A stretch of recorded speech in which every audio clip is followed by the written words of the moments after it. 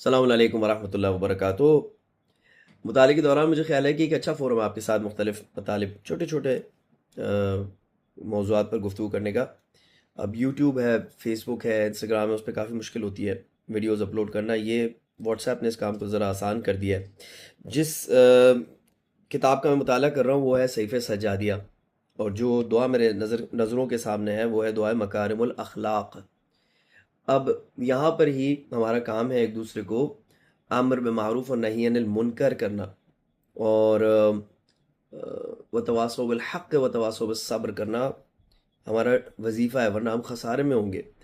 تو دیکھیں، اگر تو دعائے مکارم الاخلاق کا نام آپ نے سنا ہوا ہے کم سے کم تو ماشاءاللہ اچھی بات ہے، اگر آپ نے اس کا مطالعہ کیا ہوا ہے تو اور بھی اچھی بات ہے۔ لیکن اگر آپ نے نہ کبھی اس کا مطالعہ کیا ہے، نہ کبھی آپ نے اس کا نام سنا ہے، اور اگر آپ فقہ اہل بیت، مذہب اہل بیت علیہ السلام سے تعلق رکھتے ہیں، اپنے آپ کو شیعہ کہتے ہیں، تو اس پر جا کے ذرا نظر ثانی کریں کہ یہ جسے بڑا مشہور ہوا تھا کہ ایک مجلس میں وہ صاحب جو ہے وہ غلو آمیز باتیں پڑھتے پڑھتے جب ان کی شکایت ہوئی کہ یہ غلو کر رہے ہیں مجلس میں، تو انہوں نے اگلی مجلس میں آگے کہا کہ دوبارہ اپنا کلمہ تکرار کریں۔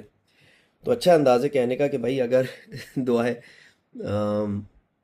صحیفہ سجادیہ کی دعا، مکارم الاخلاق کے صحیفہ سجادیہ سے آشنائی نہیں ہے تو دوبارہ سے جا کے تجدید عہد کریں اہل البیت علیہ السلام سے کہ کیوں ایک ایسی دعا کہ جس کو ایک معصوم علیہ السلام نے بیان فرمایا ہے، یعنی یہ کتاب وہ کتاب ہے جسے معصوم علیہ السلام نے بیان فرمایا اور معصوم علیہ السلام نے لکھا۔ وہ املا فرماتے تھے، وہ لکھتے تھے۔ پڑھیں اس کے بارے میں، اپنی نالج میں اضافہ کریں۔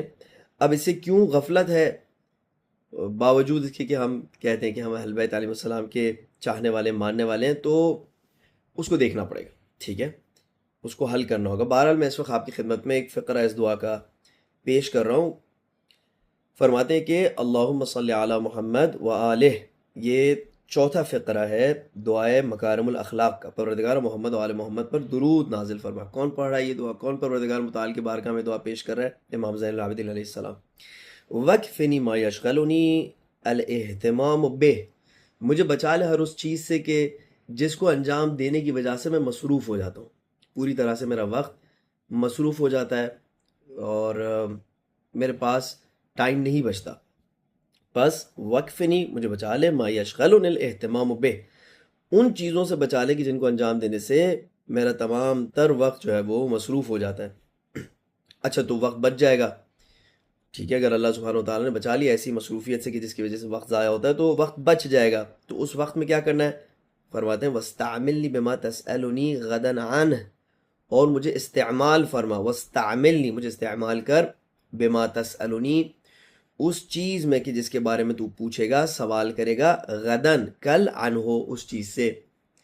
بس مجھے میرے وقت کو ان کاموں سے صاف کر دے کہ جو فالتو کام ہے، ایکسٹرا کام ہے، کہ جن کی وجہ سے میرے سے وقت ضائع ہوتا ہے اور میں ہر وقت مصروف رہتا ہوں، اور مجھے مشغول فرما، استعمال فرما ایسی چیز میں کہ جس کے حوالے سے تو کل مجھ سے سوال پوچھنے والا ہے۔ وَاسْتَفْرِغْ ایامی فیما خلقتنی لہ، اور میرے دن رات کو خالی کر دے۔ میرے دن رات یعنی وقت انسان کا اکلوتا سرمایہ ہے، وقت کے علاوہ ہمارے پاس کچھ بھی نہیں ہے۔ جو پیسے بھی، جو مال و دولت بھی ہمارے پاس ہوتی ہے وہ ہم وقت کو کنورٹ کر کے اس کو حاصل کرتے ہیں۔ بہرحال فرماتے کہ وَاسْتَفْرِغْ، اور فارغ فرما، خالی فرما، ایامی، میرے دن اور رات کو، یعنی دن کو، ایام کو، فیما خلقتنی لہ، اس چیز کے لیے کہ جس کے لیے تو نے مجھے خلق کیا ہے پروردگارہ۔ ایسا نہ ہو کہ میں اس چیز کے لیے میرے دن اور رات مصروف ہو جائیں کہ جس چیز کے لیے تو نے مجھے خلق نہیں کیا ہے، یعنی وہ اس دنیاوی زندگی کے حوالے سے ہم گفتگو کر رہے ہوں گے کہ جس کے لیے پروردگار متعال نے خلق نہیں کیا ہے۔ پروردگار متعال نے ہمیں بقا کے لیے، آخرت کی زندگی کے لیے خلق کیا۔ پس وَاسْتَفْرِغْ ایامی فیما خلقتنی لہ، پروردگارہ میرے دن رات کو ان کاموں کے لیے خالی کر دے کہ جن کے حوالے سے تو نے مجھے خلق کیا، اس ہدف کے لیے خالی کر دے کہ جس کے لیے تو نے مجھے خلق کیا۔ وَأَغْنِنِی، مجھے غنی بنا دے، وَأَوْسِعْ عَلَيَّ فِی رِزْقِک، اپنی رزق کو مجھ پر وسیع کر دے، اتنی زیادہ ہو جائے رزق، یا کم سے کم میرا ادراک تیرے رزق کے حوالے سے اتنا بڑھ جائے کہ خود بخود دل میں میرے غنا حاصل ہو جائے۔ وَلَا تَفْتِنِّی بِالنَّظَرِ، اور مجھے اس معاملے میں گرفتار نہ کر کے میں ہر وقت دوسروں کے چیزوں پر نظر رکھوں، دوسروں کی نعمتوں پر نظر رکھوں، دوسروں کے رزق پر نظر رکھوں، اور اس کی وجہ سے میں برباد ہو جاؤں اور ہلاک ہو جاؤں، میری زندگی اسی میں ہی چلی جائے۔ وَأَعِزَّنِی وَلَا تَبْتَلِيَنِّی بِالْكِبْرِ، پروردگارہ تو مجھے عزت سے نواز لیکن تکبر میں مبتلا نہ فرمانا. وعبدنی لک، مجھے اپنا بندہ بنا دے، اپنی عبادت کرنے کی توفیق عطا فرما. ولا تفسد عبادتی بالعجب، لیکن اس کے نتیجے میں ایسا نہ ہو کہ عجب کے باعث یہ میری عبادت جو تھی وہ فاسد ہو جائے. وَأَجْرِ لِلنَّاسِ عَلَى يَدِيَ الْخَيْرِ، پروردگارہ لوگوں کے حق میں میرے ہاتھوں سے خیر جاری فرما، یعنی میں اس بات کا باعث بنوں کہ میں لوگوں کے لیے نیکیاں انجام دوں. ولا تمحقہ بالمن، لیکن ایسا نہ ہو کہ پھر یہ نیکیاں، یہ اچھائیاں جو میں نے انجام دی ہیں، یہ منت رکھ کر، اگلے کو جتا کر، یہ تمام کے تمام ضائع ہو جائیں، بلکہ جو کچھ میں نے کیا اس کو صرف میں تیرے لیے محفوظ رکھوں اور کسی کے لیے اذیت کا باعث نہ بنوں.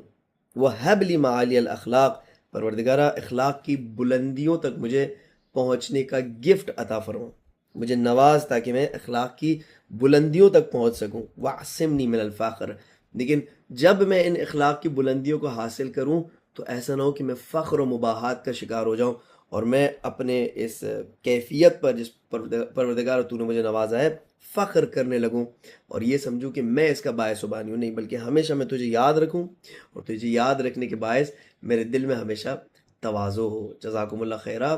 کنٹینیو کرتے رہیں گے ہم اسی طرح مختلف دعا کے فقروں کو. ہمارے چینل کو آپ جوائن کریں تو انشاءاللہ مزید آشنائی ہوگی اور انشاءاللہ وقت ضائع نہیں ہوگا. جزاکم اللہ خیرہ. تو ہمیں یاد رکھیے گا. شکریہ.